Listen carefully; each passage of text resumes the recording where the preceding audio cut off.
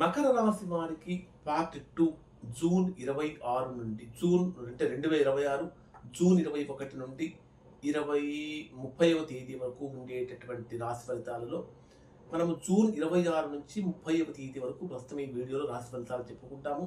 ఇక్కడ మనకి ఏ విధంగా ఉంటుందంటే మకర రాశి వారికి జూన్ చివరి వారంలో ఒక మోస్ట్ ఇంపార్టెంట్ అలర్ట్ ఏమైనా అందుతుందా? 28వ తేదీ నుండి 30వ తేదీలోపు మీ జీవితంలో రాబోయేటటువంటి ఊహించని సమస్యలు గండాలు ఏమైనా ఉన్నాయా? వాటి నుంచి ఎలా బయటపడాలి? అలానే మొదలైన విషయాలు కనుక మనం పరిశీలిస్తే 26వ తేదీ నుండి 28వ తేదీ వరకు ఇది బంపర్ ఆఫర్, బంపర్ లాభం కూడా కలుగుతూ ఉంటుంది.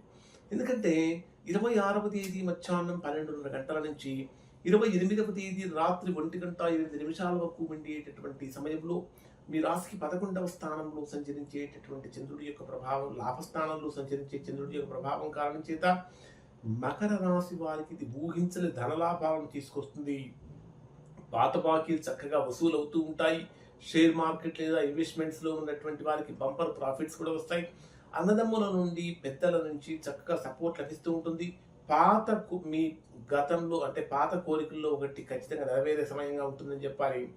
28వ తేదీ రాత్రి నుంచి 30వ తేదీ రాత్రి వరకు ఉండేటటువంటి సమయం అసలైన ట్విస్ట్ ఇక్కడే వస్తుంది మీకు. ఎందుకంటే 28వ తేదీ రాత్రి నుంచి 30వ తేదీ రాత్రి వరకు మీకు ఈ 2 రోజులు సడన్గా ఖర్చులు పెరిగిపోవటం, రాకెట్ లాగా పెరిగిపోతూ ఉంటాయి. అనవసరమైనటువంటి వస్తువుల కోసం డబ్బు కూడా వేస్ట్ చేస్తూ ఉంటారు.